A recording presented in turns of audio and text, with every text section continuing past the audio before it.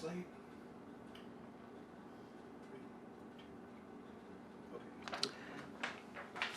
My name is Bob Herschkowitz, and I was born in 1938 in Antwerp, Belgium.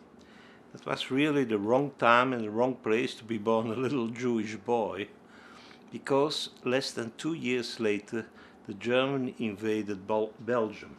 I have here a picture of, and maybe you can see it, but that's fourth generation of Herschkowitz.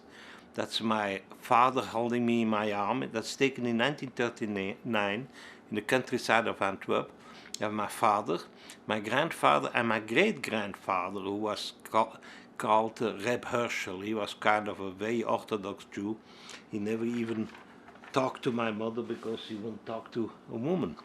So on 10 May 1940, about 22,800,000 German soldiers in 56 division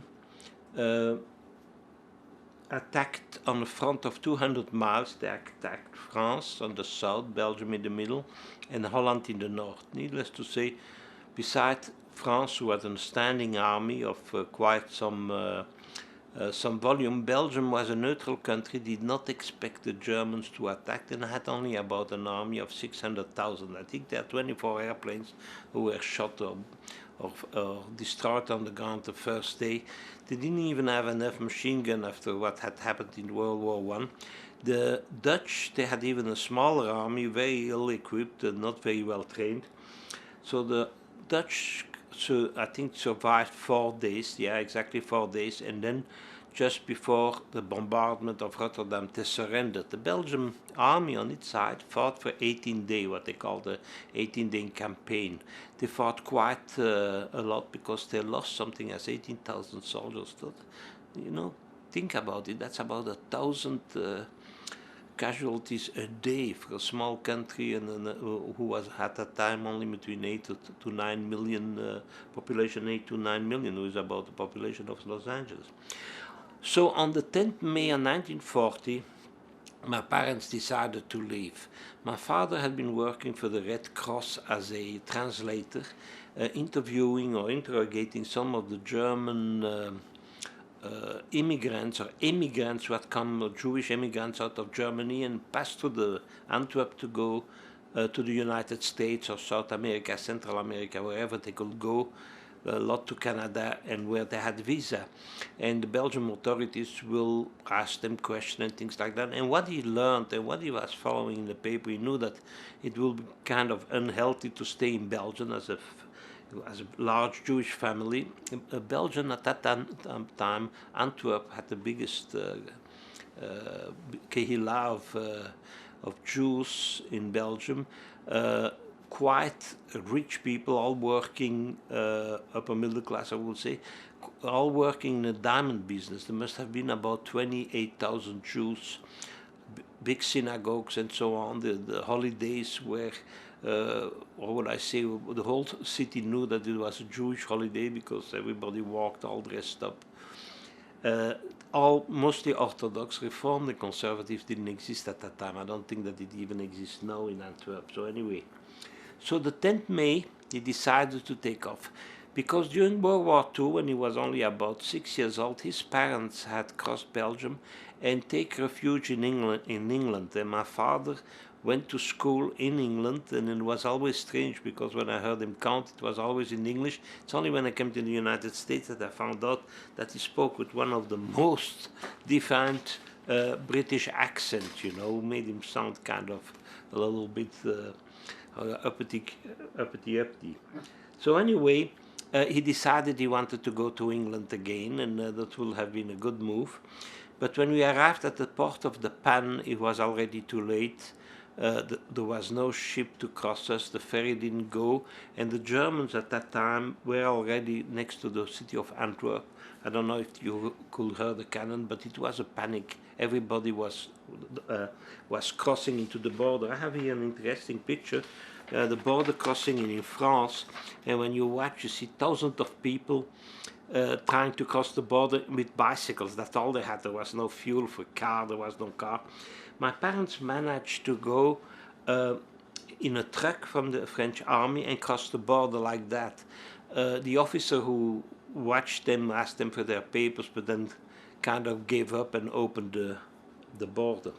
Now, they trudged, and there were several million people, refugees on the road, and the Germans decided that they will do something about that. So every day we will be attacked by Stukas, who were diving planes, the famous Junker 87 that everybody knows because they have such a specific empennage and those landing gears who looks like talons. And those landing gears had even a siren, so when they will dive, they will scream. And everybody has seen those movies about the Blitzkrieg when they come down in the skies on tanks and screaming, really to scare the people. The idea was that if they will create enough havoc on those roads with all those refugees, the tanks and the transportation and the trucks from the French army and the artillery and so on could not pass through, and that really happened.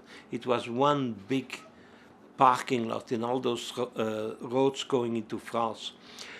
Every time those airplanes came, my father had put a, how would I say, a little process together.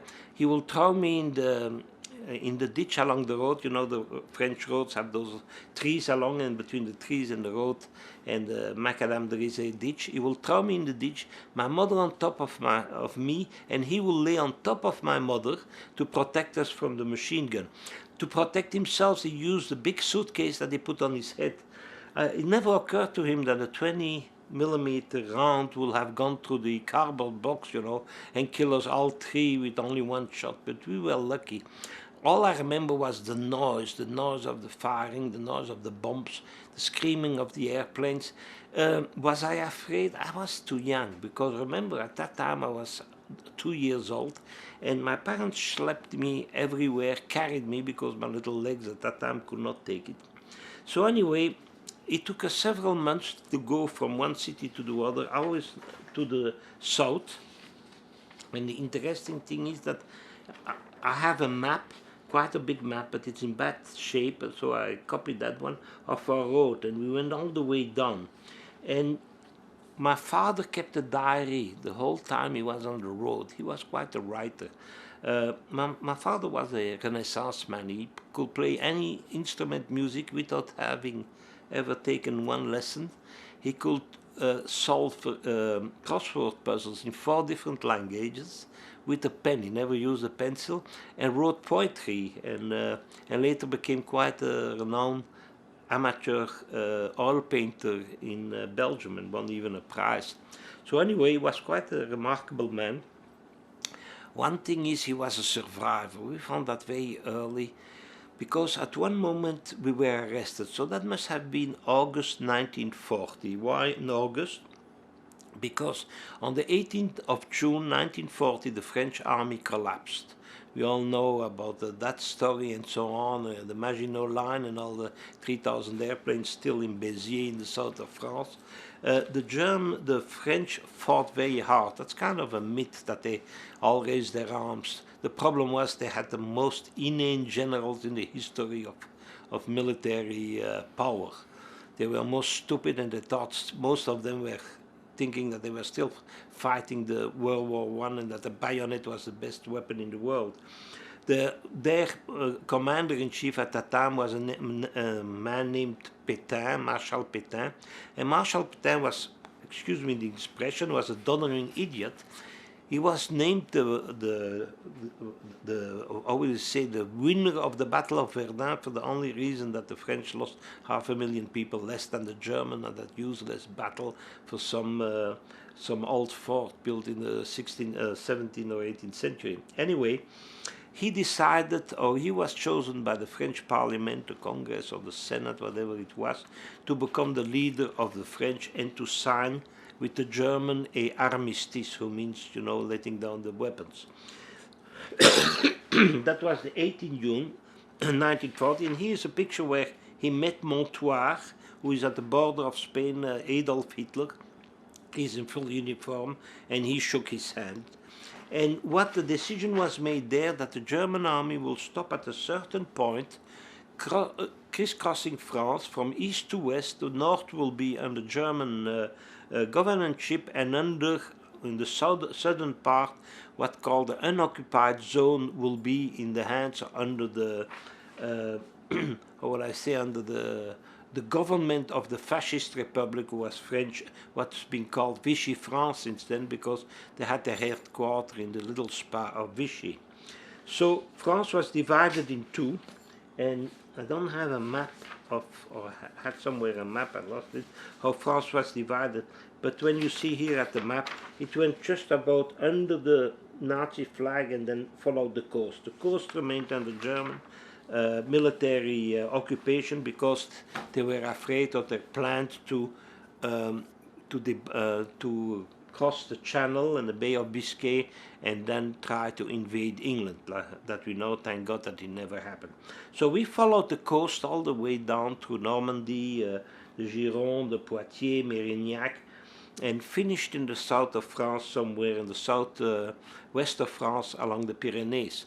At some points we stopped in a little village, and we went, every time you stopped at a village, the gendarmerie, the gendarmes, who were kind of like the state patrol, will tell you to go to the city hall or the police station and record your name there. For one of the reasons, they wanted to keep track of everybody who crossed their little town.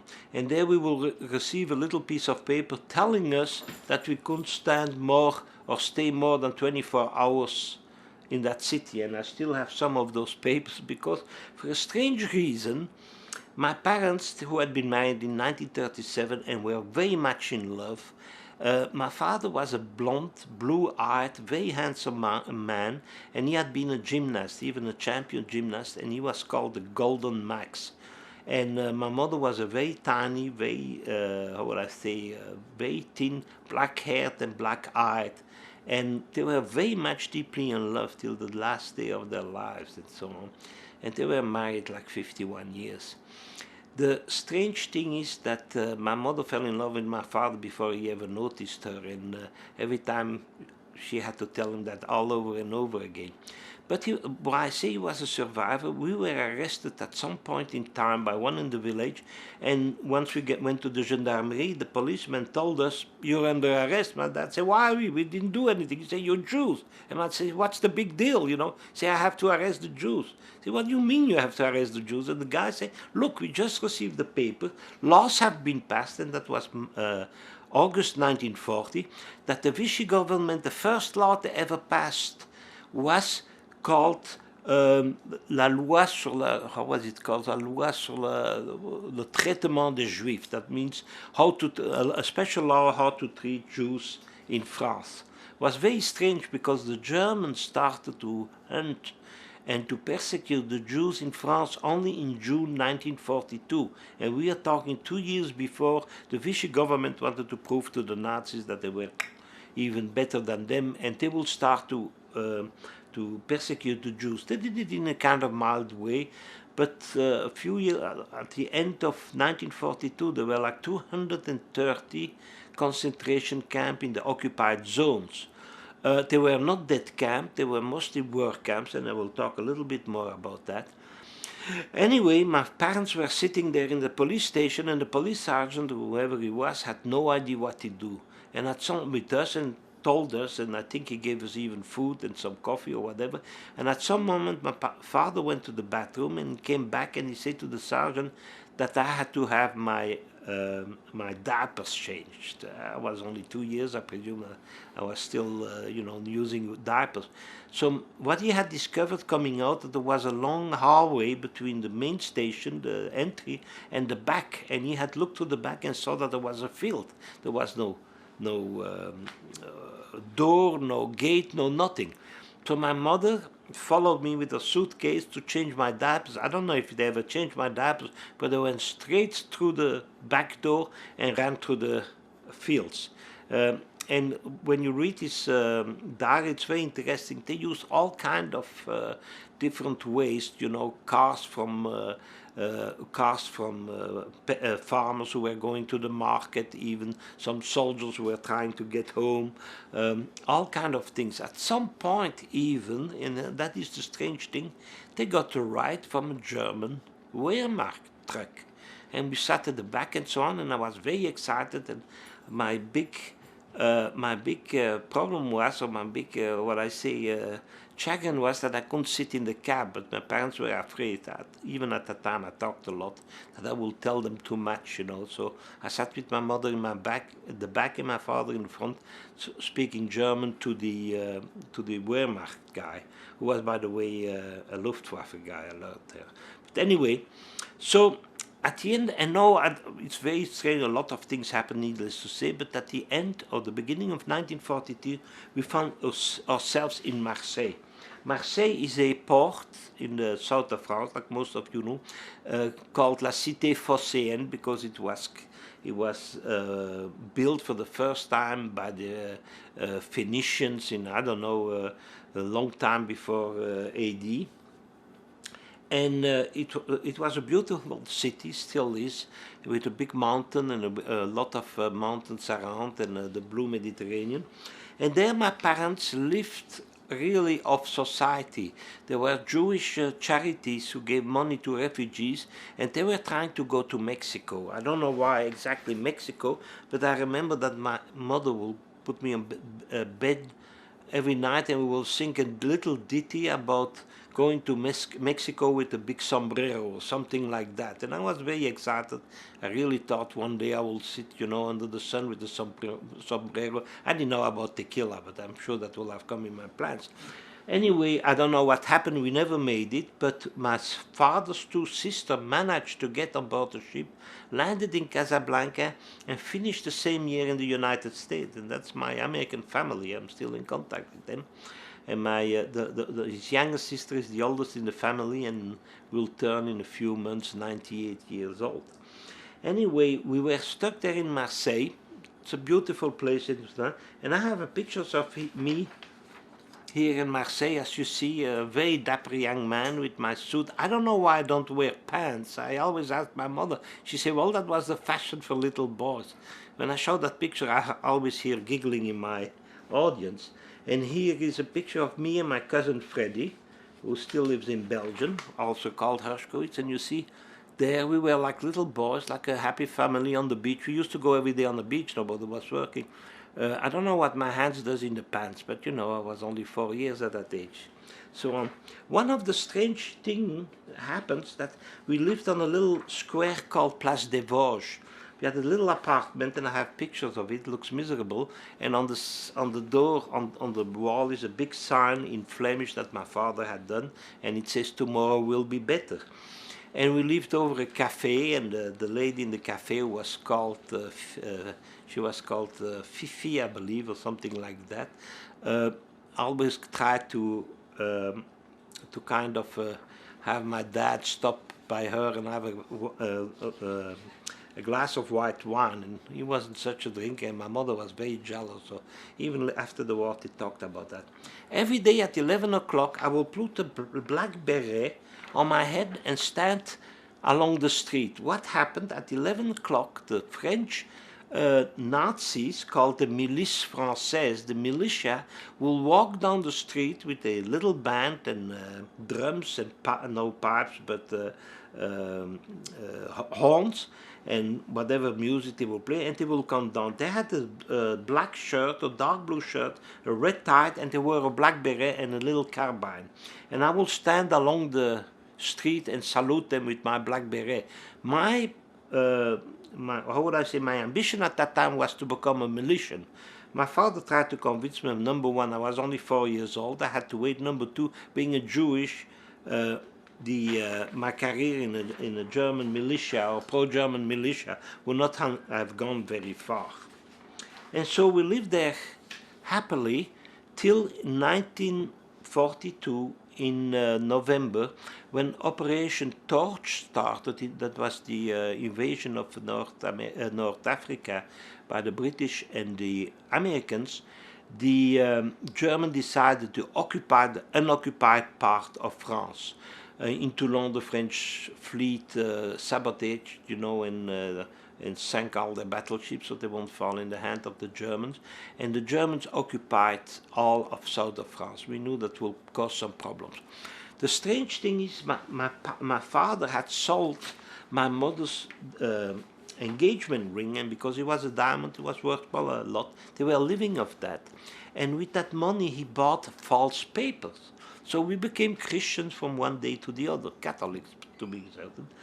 We had each our ID card, and our last name turned to be Herbier. It was a nice French name. My father was Max Herbier, I was Robbie Herbier, my mother was Irene Herbier. And I had to repeat that every day because years later, when we were back in Belgium, every time they asked me what my name is, I would look up at my parents and say, who am I today, Herbier or Herschkowitz? And we felt, or they felt, quite safe there. They put me, to even go farther, they put me in a kindergarten run by nuns. And the only one who knew that I wasn't Catholic was the Mother Superior, and she liked me very much. I must say I was kind of a cute kid, blonde hair, blue eyes, and always a smile. And every time that Monsieur le Curé will come in the morning to teach us or to read our catechism, she will take me and bring me to her office, give me warm milk that I hated, and play the violin for me. The other kids were kind of jealous. I'm sure they all turned out anti-Semitic later because when they heard why the reason was. But anyway, I didn't have to listen to Monsieur le Curé, to the priest, who had a black soutane with, hundreds of little buttons and a little square hat on his head. I still can't remember him. So anyway, that went very well till November 1942. And in November 1942, the police chief of Paris called René Bousquet, and I just discovered that like last year in September, decided to come south and forced the Vichy police and the militia to arrest all the Jews. And one day we were in the street, we were walking in the street next to the Canebière, when we saw that there were trucks at the two ends of the streets. We couldn't go one way, couldn't go the other, and the militia with some, not very many, with some German soldiers were checking our paper. And the first time we showed our papers, he looked at that paper, he said, but those are false, and threw them in the gutter. So all three of us, we put on a truck and we went away. Now, from then on, it's very obscure for two things. My father wasn't able to write his diary, so I'm not sure what really happened for the next few weeks. But suddenly we found ourselves in a camp in the south of France called Rivesaltes. And if I show you here the map, you will see that all those camps, 230 of them, were in the unoccupied zone, and Rivesaltes was the most southern. It was exactly in the Pyrenees, and it was against the border of Spain. And that's where I found ourselves. No, never anybody after the war, when we all rehashed those stories, told me that I had been there. It's only later on when it's the French government who found our name for my mother and I in the records that we had been there only a few days. My father stayed there more than a year. And I have some pictures. The camp of Rivesaltes was very much, there were like some point like 70,000 Jews who were kept there. The camp had been built to keep Republicans escaping from Franco Spain after the Civil War, and they were held there. And there were still some in the camp. That's the reason why my father spoke Spanish after the war, because he used to talk to those people and learn Spanish. And there here some pictures of children in Rivesaltes, and there was separation. The women and the men were separated, and that's an interesting point. At one moment they separated us, and I still can remember the scene. I know that people say that before 5 years you have no memory, but from everybody I heard, mostly survivors, they say when they were separated to the parents, it was so much ingrained in their memory. And even my mother did not remember because she was crying so hard, but they left us along the road, me on one side and my mother on the other. We were kind of wandering, and they were putting the man in the truck. And what I remember well is my dad, who was one of the first in the truck, going to the back of the truck between the two soldiers with the black beret and the carbine and yelling in Dutch, "Ze zullen me niet hebben, de smeerlappen," who translated politicians, "They won't get me, the bastards." And my father knew he had said that, and I heard that, and I understood what he said. My mother really never heard it, and that was proof that I knew exactly what had happened that time. So they put us in a separate camp, and I remember living in barracks with a lot of women and little children and so on, and not being that unhappy. I really was never happy, and one of the things I did, I always found food. My mother would say that once I had eaten whatever the camp will give us, I will walk from table to table and put my little head on the table and look at people with my big blue eyes, and they will share my food. You see, if one survived hunger in that camp, that was me, and I still have that problem. One of the interesting points was that the kindergarten was managed by the Swiss authorities by something called Pro Juventute, and some nurses had come from Switzerland with money, and they kept the children quite happy and warm clothes and well fed. In 1969 I got married with a beautiful lady from Belgium, and after a few weeks, and one moment, my mother-in-law say, "Yeah, when I was in Rivesaltes." I say, "What do you mean you were in Rivesaltes?" She say, "Yes, I was a kindergarten teacher in Rivesaltes." We all tried to find out. So at the same time that I was in Rivesaltes, I can't remember about it, my future wife was there. It would have been a nice story, to sell to TV that we had met there, but I learned it only about 5 years after I was married and so on. Those are pictures of Rivesaltes, how it looks now. The French never admitted even the existence of that camp. It's a few Jewish survivors who put a rock there to show how they were. Okay, to carry on the story now. My father was stayed then in the men's camp, and he became a slave laborer. He worked all over the south of France, what I will call public works. He built dams, he built rivers, and so on. And there is even a picture of him taken in February 1943. And you see there a whole bunch of workmen, all Jewish. There were some from Austria, some from Belgium, mostly non-French, and they all have their tools, and they wear wooden shoes, like the Dutch wear. And the guy in the middle with the black beret, needless to say, and the leather, was the capo, if you want, but he was a French militian. At the end, later on, my father heard that he had been killed with a shovel or a pickaxe by that guy. I think it's that guy sitting in the wheelbarrow, yeah. Who, by the way, survived the war, strangely, or maybe just because he killed that guy. Anyway, he worked there, and he was very miserable. Now, the interesting part is, my mother and I didn't stay long in the camp for a very strange reason. The commandant in the camp was a French captain, and we even have his name, because my mother wrote him letter. She wanted so badly to be back with my father.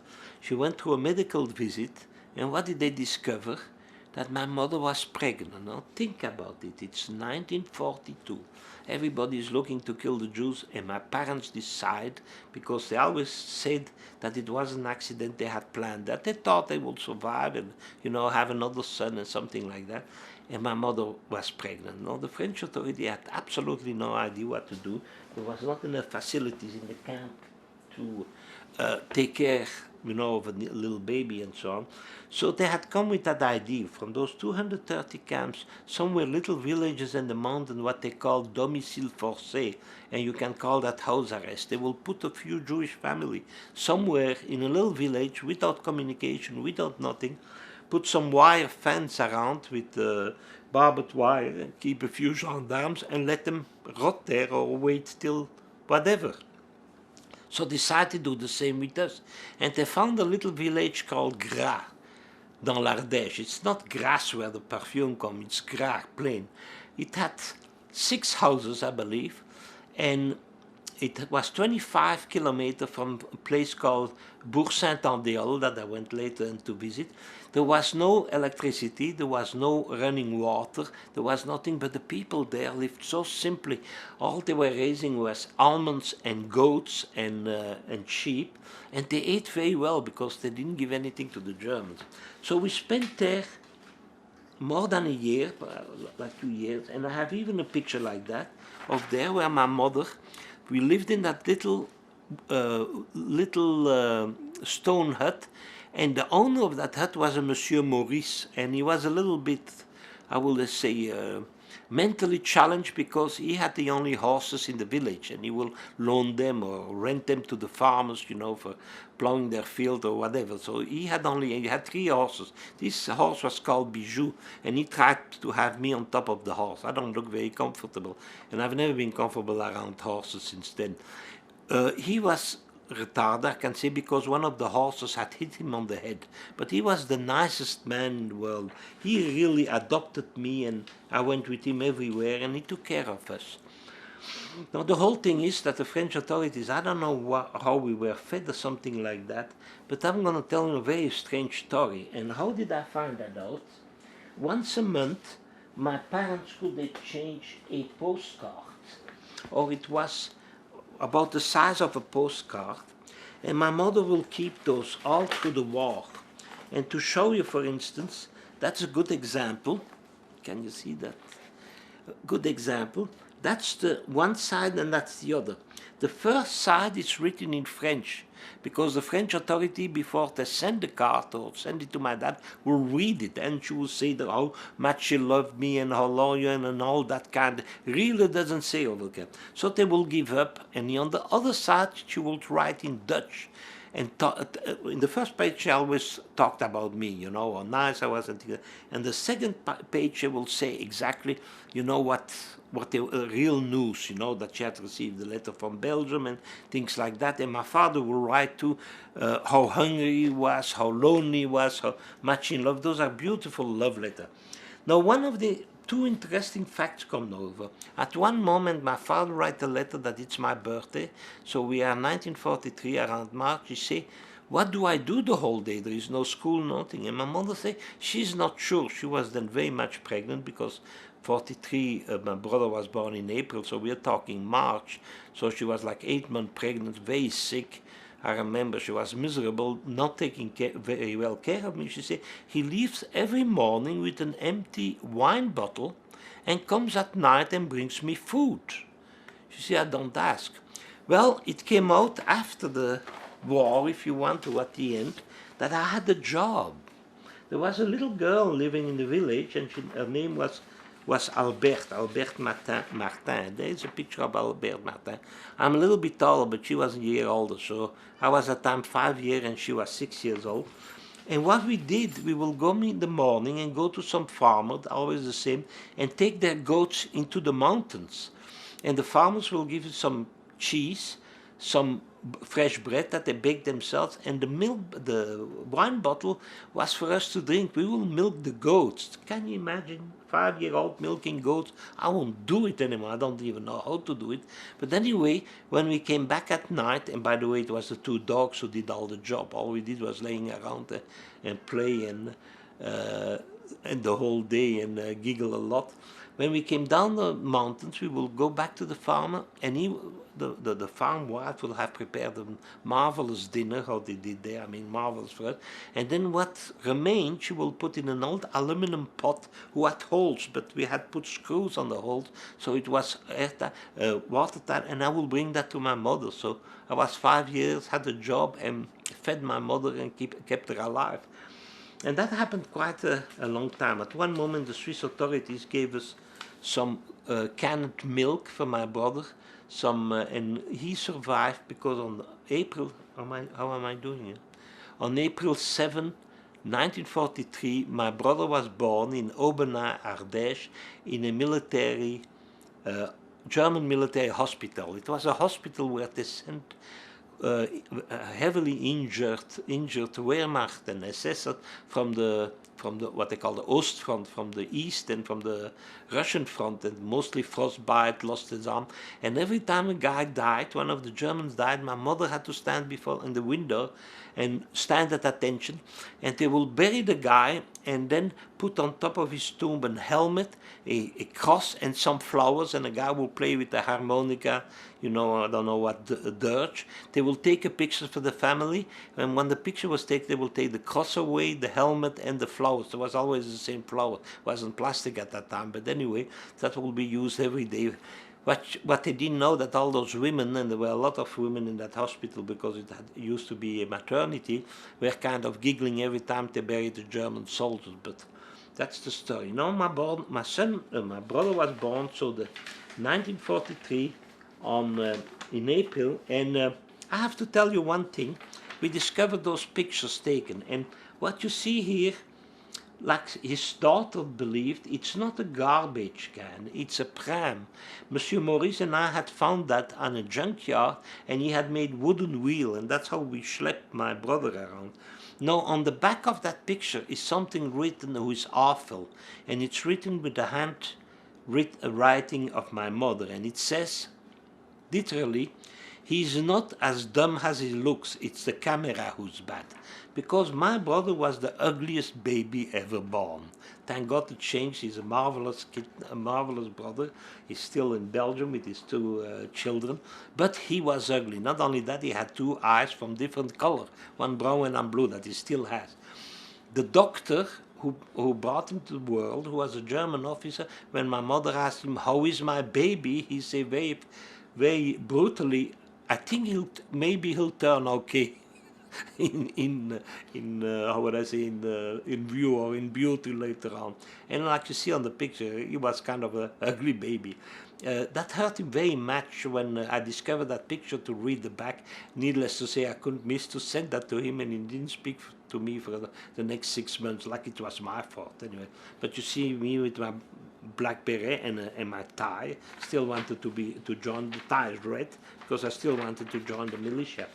So there was my brother, born in April 1943, and my father started to be very worried there in Rivesaltes, because we were 1943 and the Germans were really trying to get rid of the Jews. They were forced, the French authorities. And suddenly they asked volunteers to go to the east, to go back to Poland, to work there in the fields.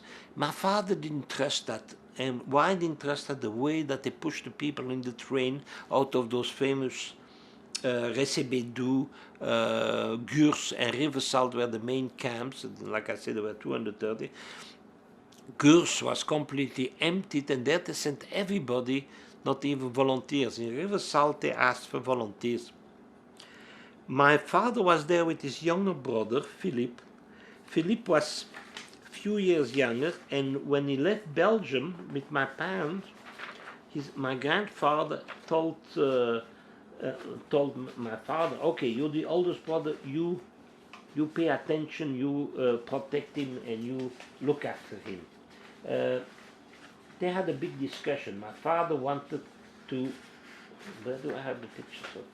My father wanted to escape. He said that he didn't trust the German. And there is a picture of Herschkowitz, we call him Philip, you see. And so he had discussion with with Uncle Philip, and Uncle Philip said, "You know what?" He said, "I think I'd love to go in Poland. Never been there. The German are a lot more civilized than the French. They will treat us well and so on." And my father said, "I don't trust them because I heard what they did to the Jews before the war, and they're gonna come here. I trust more the French. I'm gonna escape." Fabius refused to escape. Later we heard 2 months after the escape of my father, he was sent to Auschwitz and gassed on arrival. And that was the end.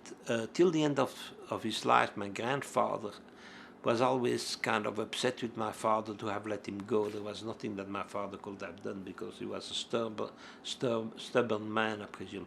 So my father, without preparation, without really planning, you remember the story in the police station, jumped out of the window of the dentist over the fence and found himself in the mountain. No, he was not what we call a survivor, with Swiss Army knives and things like that, or like MacGyver making, fire out of a rock and some grass. So he survived for 18 days in the forest there, in the north of forest, and when you see that area is very, very, very bad weather. In the summer it's very hot.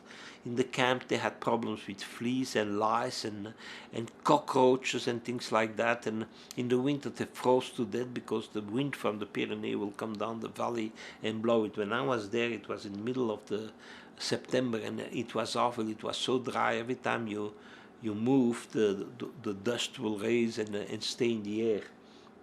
very, very unhealthy place. So anyway, he hid in the mountain. Thank God it was June 1943. It was kind of mild weather, but at some moment he was injured too. He had had a cable cut, part of his neck and part of his arm. The flesh had gone from an accident when he was working on one of the dams there in the Pyrenees. So he decided to give up. He couldn't survive anymore. You know, he couldn't. He was underfed and dehydrated, I presume. And he found a house with light on, and he knocked on the door. And luck had it, he fell on a Basquis farmer, Monsieur and Madame Herschkowitz. So I still remember the name because we stayed in contact. And you have to know the Basque, and you hear a lot about the ETA now in Spain and so on. They hated Germans, they hated the French, they hated the Spanish. They didn't hate Jews because they had no idea what the Jews were. And when my father explained the story, Madame Herschkowitz said, unbelievable, she said, so young and already Jewish. Because she had seen all the propaganda when Jews were always presented with long beard, you know, old guys and big nose. And my father, like I said, was a handsome athlete. So she thought that you became Jewish only when you were old and ugly. So anyway, they brought my father back on in health. And then they didn't know what to do with him, so they contacted the French underground, the Maquisards, the French resistance. Now we are talking 1943 in the Pyrenees. Strangely enough, and most French will not admit, but the Maquisards at that time were all communists and were all Spanish speaking, because they were still the ones who had escaped Frankish Spain, you know, and formed those French. It's only now that French admit that they were called the FTP, Front Tirailleurs et Partisans, something like that. They were all communists and very well organized. My father spoke then Spanish by then, and he followed them, and he finished in a place called Aix-les-Bains, who is kind of 200 kilometers to the east of there. And there he learned that where my mother was and that he was a father and baby. And they decided to help my mother escape.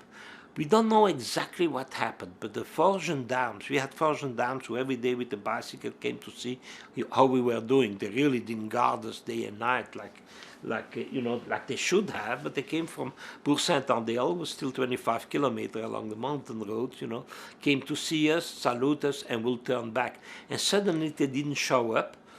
And the mayor of Bourg-Saint-Andéol, who was the mayor, the postmaster, the chief of police, the representative of the prefect, he was everything official there for one reason. He had the only car in the whole county.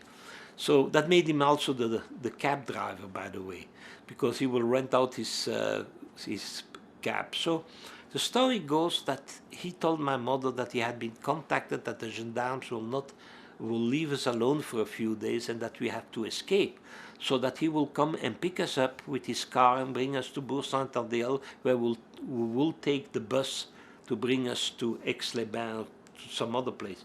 So later when we told all the story, they asked always my mother, how did you escape out of your concentration camp? And she will say, dryly, I called a cab, who, kind of was a little bit forced to truth, but it was true in any case.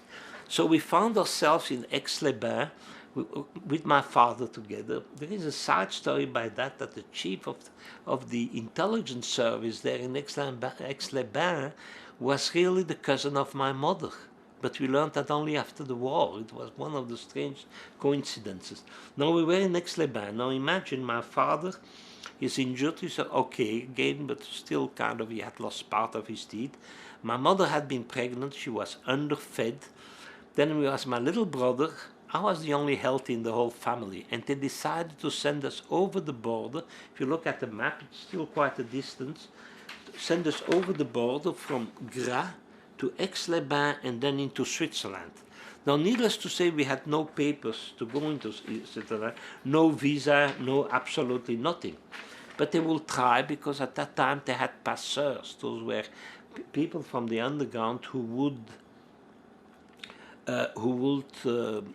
help Jews for a lot of money, for a lot of gold, to cross the border illegally into Switzerland.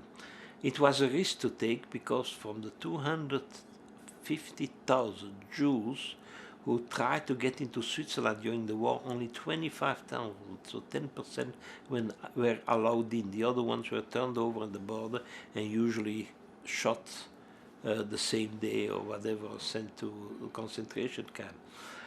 So during I think it happened, from what I gather, 3 days and 2 nights. We traveled only through the night. We slept in the forest, and I thought it was very cool. It was my first camping trip, and I really loved it. My brother was less comfortable because they had put tape, what they call sparadrap, tape over his mouth so he won't cry and alert the German and French border patrol. And every time they will remove the tape and give him some of that Swiss condensed Nestle milk, that syrupy, sweet condensed milk with a spoon. He must have loved it because he still does eat that with a spoon. And so many years later. And so we managed. Now my father was the worst navigator in the world. Plus he never asked correction. At one moment the passeur told us, okay, you go straight ahead and you will be in Switzerland. When you see a fence made out of barbed wire, that's the border. And we walked and we walked and we walked. We never saw the fence, but we saw a little house. And my father said, oh, that's the Swiss border guard. And he knocks at the door. Who opens the door? It's a French gendarme. My God, we had turned into circle and we were back in Switzerland. And he looked at us and saw who we were, and he said to my dad, you know what? He said, I know who you are. I know what you're doing. He said, I'm not going to do anything about that. And he showed with his finger. He said, you see those 2 little hills? Go through those hills and you'll be in Switzerland.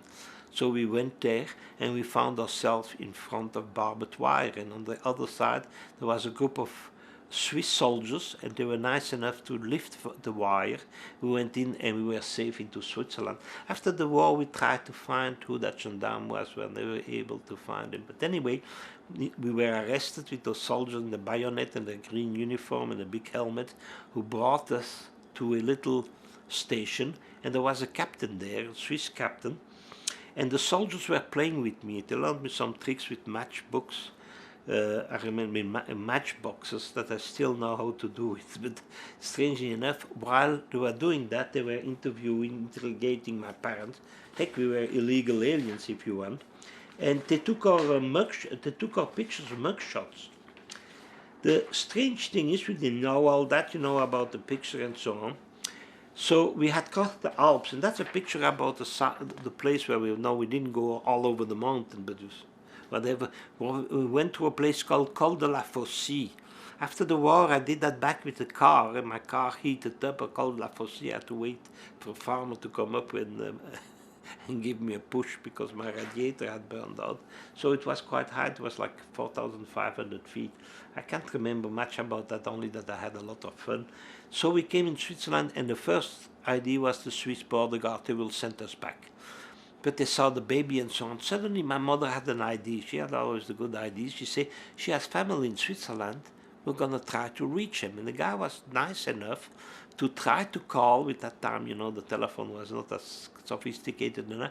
And he managed, and it was like 5 o'clock at the moment, to wake up my uncle in Olten, Switzerland. And my Olten, Eugen Bloch was his name, came on the telephone and started to yell and scream, my God, we thought you were all dead, the news is so bad, how are you doing? And he talked to the captain and told him that he will be responsible for the survival, if you want, in Switzerland, that he will take care of us. So we were allowed in Switzerland. Now we were not let free, we went put in a camp. The camp was a tent, was a circus tent, with straw on the floor, and it was built in a soccer field and guarded by soldiers with bayonets on their rifle. And I remember one of the other Jewish guys tell the soldiers, say, what do you think we escaped from France to come into the camp? You say, you shouldn't guard us. You say, you know, nobody will escape. Anyway, we were well fed there. I got even tossed. And after a few months, and I still have the piece of paper, my uncle or my cousin went to the tribunal and asked, the only way to get me out of the camp was to kind of adopt me. So the family adopted me, and there were 2 sister-in-laws, my 2 aunts, and one kept me for 6 months and the other kept me for 6 months. I was then 6 years old, and I learned very fast that those two women, who by the way were very rich, hated each other. So I played on that, and every 6 months I will go to Aunt Irene, because she was called Irene, and he said, "Look at those nice ski pants I got from Aunt Lucy." So I would get new boots, you know. And then I got a tricycle, and I got roller skates. And my two nieces, my three nieces, one had two daughters, the other one that I was raised with them, never got anything because they were Swiss, they didn't like to spend the money. I see them on a regular basis, and every time we see, they still have to mention that I got the roller skate and the bicycle, and they didn't get nothing, you know. One of the interesting part is that a few years ago, like 5 or 6 years ago, here in Belgium, I get a phone call from Switzerland. A lady wants to know if I want to be in a movie about the Jews saved by the Swiss government. I said, "How many did you find?" She said, "Well, you're one of those." I said, "How did you find me?" She said, "You have a police record in Switzerland as an illegal alien." I say, "You mean they still have records?" She said, "Yes." I said, "Can I have a copy?" She said she has no idea. But you know, at that time we had already email, found on the internet the Swiss embassy, and called them up and say, "I want my police record." The guy was very kind of taken aback. He said, why would you have a police record in Switzerland?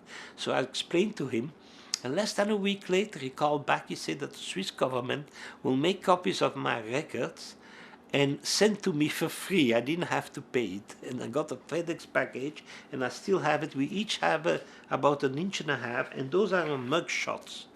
That's first me.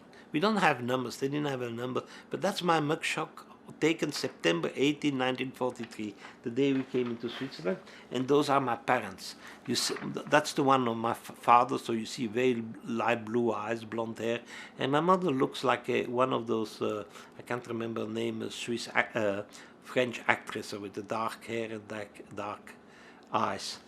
My father worked and carried on and worked and finished to work in a hotel in Switzerland. They could not live together alone, you know, at large. They had to work for somebody else. The Swiss were not the nicest people once they got you in their hands.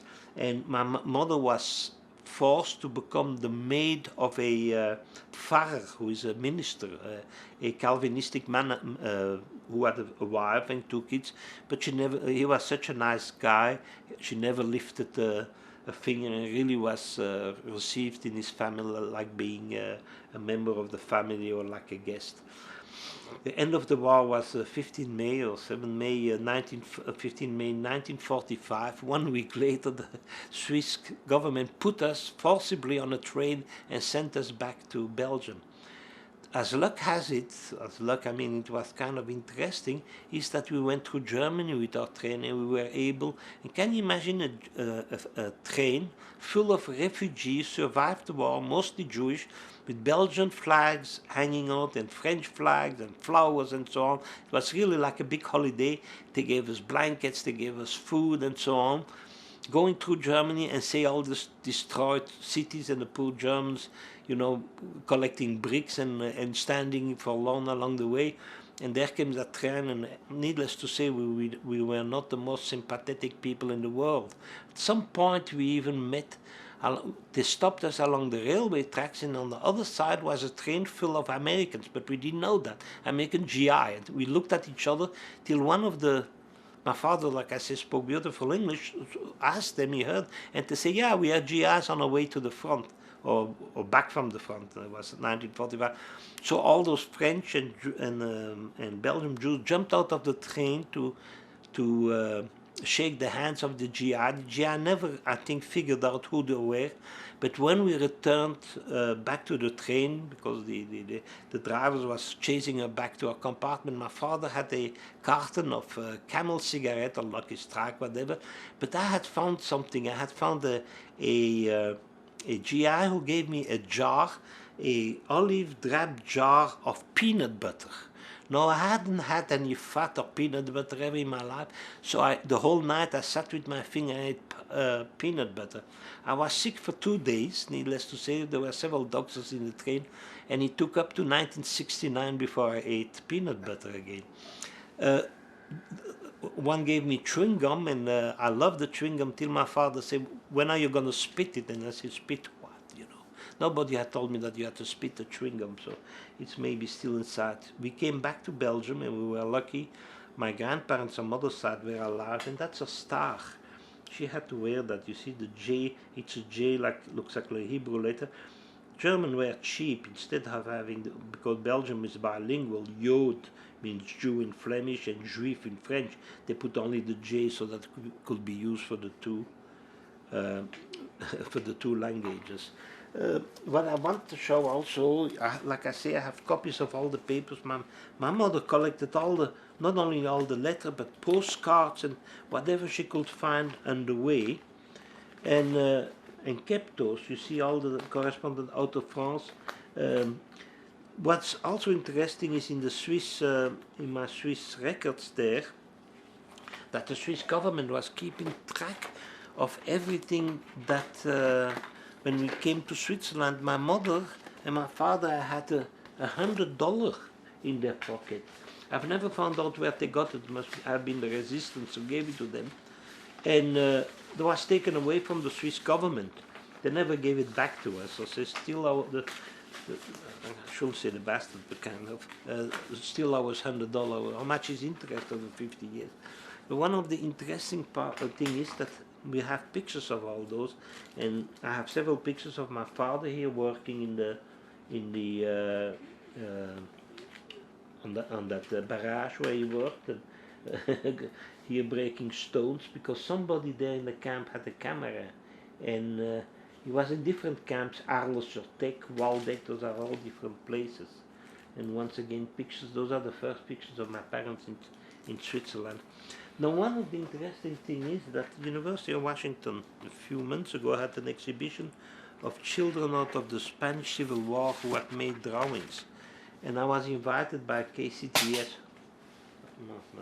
by KCTS, because somebody had learned that during World War II I had made drawings too. So this is taken one in Marseille. For those who have been in Marseille, recognize the architecture and the laundry hanging between the houses. You have seen that in Italian movies and in the old French movie. And that was made in 1942, so I was 4 years old, so I must have something talent. I didn't do better. Here I have a church, a picture of a church. Yes, the Monsieur Curé. In our village there in Gras, there was no church. There was one in Bourg-Saint-Andéol, but the priest will come regularly and give to, will put his hand on our head and bless us, and little Albert and I will all get a little picture of La Sainte Marie, you know, the Holy Mother. I don't know, I don't think I kept those pictures.